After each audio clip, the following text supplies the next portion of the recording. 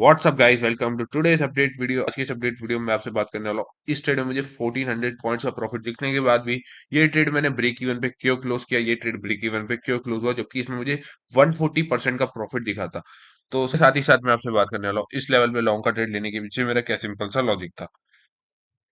तो सबसे पहले मैं आपसे बात करता हूँ कि इस ट्रेड को मैंने इस जोन पे क्यों एग्जिट नहीं करा और मैंने इसको क्यों होल्ड करा। जैसा कि आप देख सकते हैं, इस ट्रेड में जो मेरा एंट्री प्राइस था वो था $89,132 का लेवल। ये लेवल का मेरा एंट्री प्राइस था, ये मेरा एंट्री प्राइस था इस ट्रेड में। और इस ट्रेड में मुझे एंट्री करते से ही 1400 पॉइंट्स का प्रॉफिट दिखा था। और एसएल इस ट्रेड में था मेरा जस्ट 323 पॉइंट का।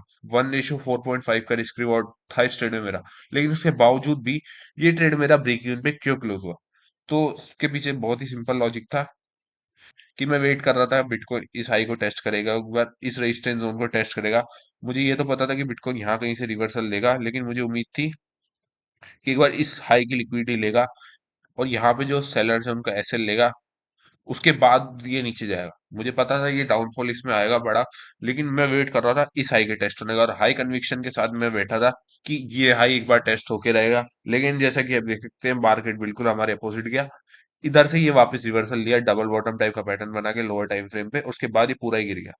तो मुझे अपने आप पे कन्विक्शन था, तो मैंने इसको होल्ड करा। नहीं मिला टारगेट वो बात अलग है, लेकिन मैंने इसको होल्ड करा कि ये वाला टारगेट है अपना, तो इससे पहले मैं एग्जिट नहीं करने वाला। उसके बाद जैसा कि आप देख सकते हैं, मार्केट ने खुद ही हमें एग्जिट करा दिया और ये ट्रेड मेरा ब्रेक इवन पे क्लोज हो गया। तो ये सिंपल सी कहानी थी।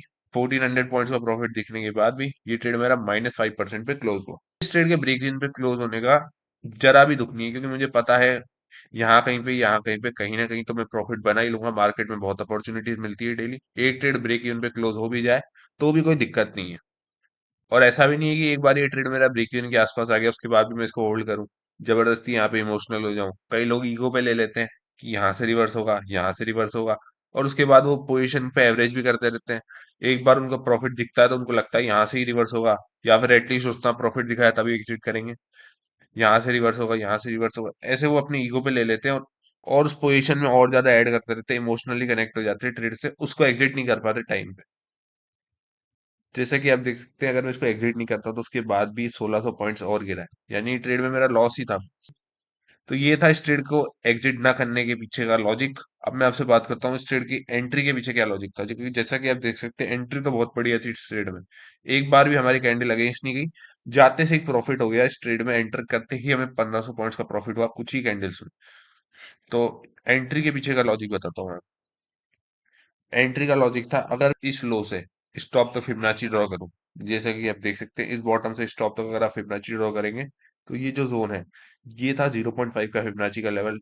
पिन पॉइंट इस जोन को टैप करने के बाद बिटकॉइन अपसाइड जाने लगा। और 5 मिनट्स पे अगर मैं आपसे बात करूं तो इस जोन पे मैंने एंट्री ली थी।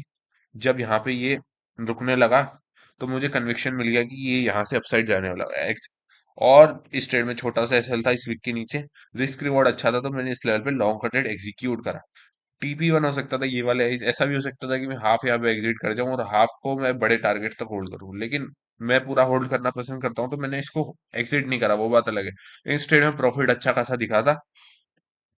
ऑलमोस्ट 1:4.5 का रिस्क रिवॉर्ड इस ट्रेड में हमको अचीव होता हुआ देखने को मिला था, लेकिन उसके बावजूद भी मैंने इसको एग्जिट नहीं करा। तो आई होप आपको समझ आ गया होगा कि इस ट्रेड में 1400 पॉइंट्स का प्रॉफिट होने के बाद भी ये ट्रेड मेरा ब्रेक इवन पे क्यों क्लोज हुआ। और आई होप आपको इस ट्रेड की एंट्री के पीछे का भी क्या लॉजिक था वो समझ आ गया होगा और आपको मेरे ट्रेड से कुछ सीखने को मिला होगा। तो आज की इस अपडेट वीडियो में बस इतना ही था। मिलता हूँ आपसे नेक्स्ट वीडियो में किसी और ट्रेड के साथ। Thank you for watching.